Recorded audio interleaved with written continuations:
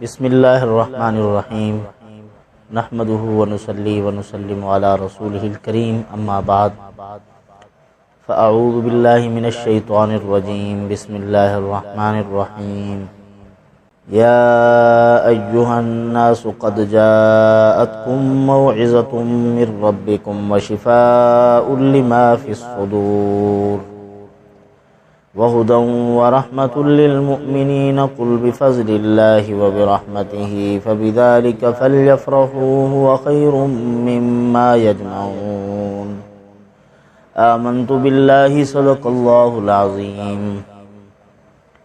میرے انتہائی واجب الاحترام بھائیوں، دوستوں اور بزرگوں، معزز سامعین و ناظرین،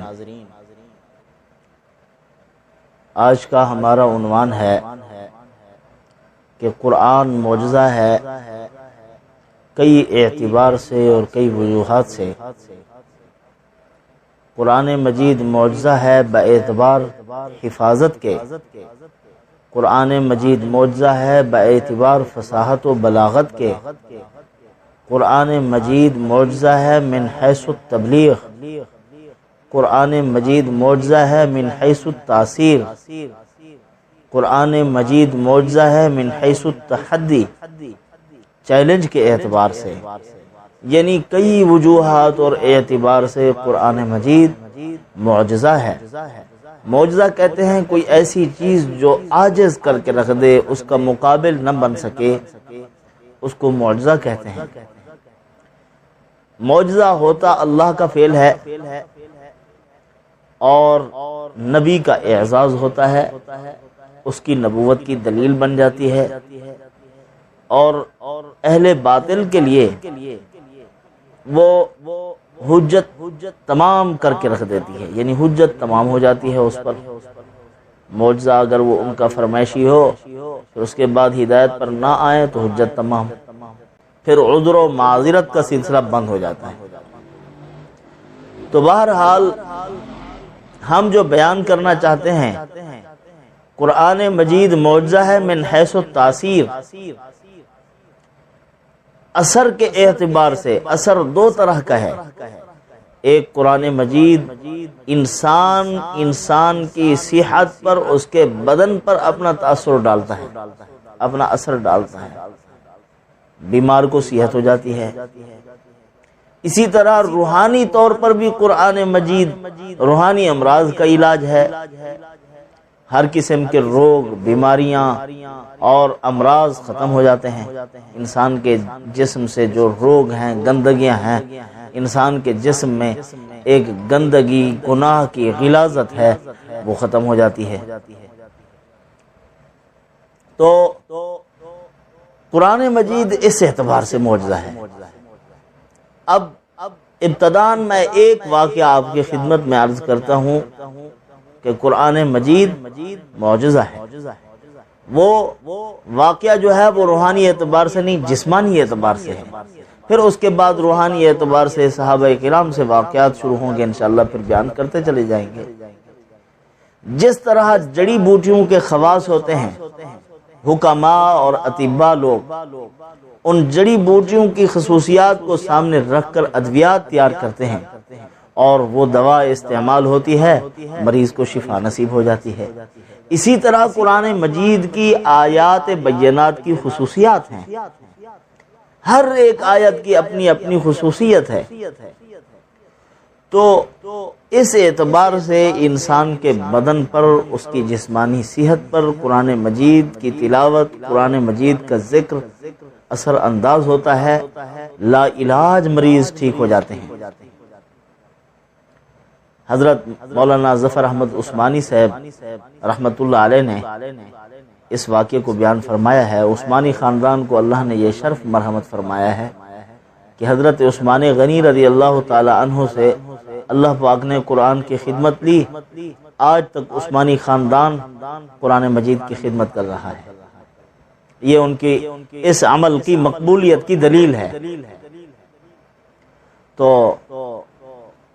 وہ فرماتے ہیں کہ میں ایک علاقے میں پڑھاتا تھا، تو وہاں ایک سردار صاحب تھے، ان کے پاس لوگ مقدمات کے لیے آتے تھے، تو ایک آدمی مقدمے کے لیے آیا تو اس نے مجھے ایک واقعہ سنایا، کہا کہ میں بہت مریض ہو گیا تھا، صاحب فراش ہو گیا تھا اور لا علاج ہو گیا تھا۔ میرے ایک بھائی ڈاکٹر تھے، انہوں نے مجھے کہہ دیا تھا کہ اب آپ کا کوئی علاج نہیں ہے، آپ بیمار ہیں اور ایسے مریض کہ آپ کی مرض لا دوا ہے، آپ کا کوئی علاج نہیں ہے۔ میں نے ایڑی چوٹی کا زور لگایا، ہر دوائی استعمال کی، آپ کو صحت نہ مل سکی۔ تو جب میں مایوس ہو گیا، میری بیگم آئی تو میں نے اس کو کہا کہ بس اب تو پرہیز وغیرہ کیا کرنی ہے، جب زندگی سے نا امید اور مایوس ہو چکے ہیں تو کیا پرہیز کریں، بس جو چیز ہے دیتی رہو اور میں کھاتا رہوں گا، جو دن زندگی کے ہیں کٹ جائیں گے۔ تو اس کی بیوی نے کہا کہ میں اب آپ کا علاج کروں۔ اس نے کہا میں اور کیا مانگتا ہوں، مریض آدمی ہوں، مجھے تو چاہیے شفا، آپ کریں۔ وہ کہتے ہیں کہ اس نے میرے بیڈ کے ساتھ کرسی رکھی اور پڑھنا کو شروع کر دیا۔ میں نے سمجھا ہے کہ کوئی وید کے منتر پڑھ رہی ہے، یعنی وہ ہندو تھے، تو کوئی اور چیز پڑھ رہی ہوگی۔ تو کچھ عرصے تک وہ پڑھتی رہی، میری صحت بحال ہونے لگی اور ہفتے کے بعد میں بستر سے اٹھ گیا تھا، گھر میں چلنے پھرنے لگ گیا اور پھر اپنی دکان پر چلا گیا، جبکہ حالت یہ تھی کہ میں کروٹ نہیں بدل سکتا تھا، خود میں اٹھ کے بیٹھ نہیں سکتا تھا، چمچ کے ساتھ غذا ڈالی جاتی تھی منہ میں۔ تو میری بیوی نے اس وقت ایک شرط لگا لی، کہا ایک شرط ہے لیکن اس کو ماننا ضرور، آپ کو اللہ شفا عطا فرما دیں گے۔ تو مانوں گا میں آپ کی شرط، جو آپ کہیں گی تو میں کروں گا وہ۔ تو جب اس کو صحت ہو گئی تو اس نے کہا اپنی شرط پوری کرو۔ اس نے کہا بتاؤ کیا شرط ہے؟ اس نے کہا کلمہ پڑھو اور مسلمان ہو۔ اس نے کہا آپ تو کافر ہیں، آپ تو ہندو ہیں، آپ کا وہ آپ کے گھر والے، آپ کے ماں باپ وہ تو سب ہندو ہیں۔ اس نے کہا نہیں، میں اندر ہی اندر دل ہی دل میں مسلمان تھی، قرآن مجید پر میرا ایمان تھا، آپ پر میں نے اللہ کے کلام کی تلاوت کی ہے، اس کی برکت سے اللہ نے تجھے شفا عطا فرمائی ہے، تو لہٰذا آپ کلمہ پڑھیں اور مسلمان ہو جائیں۔ ہمارے محلے میں ایک قاری صاحب تھے، میں چھپ چھپ کے ان کے پاس قرآن پڑھتی تھی، اور جب ہم وہاں سے میری رخصتی ہونے لگی تو ہماری جو باجی صاحبہ تھی انہوں نے کہا کہ میں آپ کو ہدیہ دوں گی۔ اس نے 3 سوٹ دیے اور اس کے اندر قرآن مجید لپیٹ کر مجھے دیا ہدیہ میں، تو وہ میں پڑھتی ہوں، اللہ پاک نے اس کی برکت سے آپ کو شفا عطا فرمائی ہے۔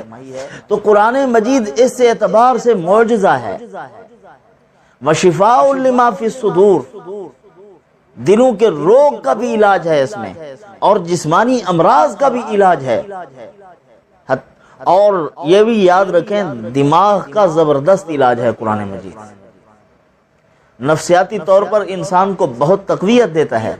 قرآن مجید کے ذریعے سے انسان کی ڈٹرمینیشن پاور، قوت ارادی مضبوط ہو جاتی ہے۔ وہ جو نماز نہیں پڑھ رہا وہ نماز پڑھنے لگ جاتا ہے، جو روزے نہیں رکھتا قرآن کی تلاوت کی برکت سے وہ شروع ہو جاتے ہیں، یعنی بہت سے کام وہ کر لیتا ہے جو قرآن مجید کی تلاوت کا معمول رکھتا ہے۔ تو ہمارے جتنے اکابرین گزرے ہیں قرآن مجید کے ساتھ ان کی وابستگی تھی، ان کا تعلق تھا۔ اسی طرح کے اور بھی بہت سے واقعات ہیں، روحانی مرض لگ جاتا ہے جنات وغیرہ کا، انشاءاللہ وہ اگلی ویڈیو میں ابھی آپ کو بیان کرتا ہوں کہ ایسے اثرات ہوئے تو پھر اللہ پاک نے ان کی برکت سے شفا عطا فرمائی ہے، وہ آنے والی ویڈیو میں انشاءاللہ العزیز ہم بیان کریں گے۔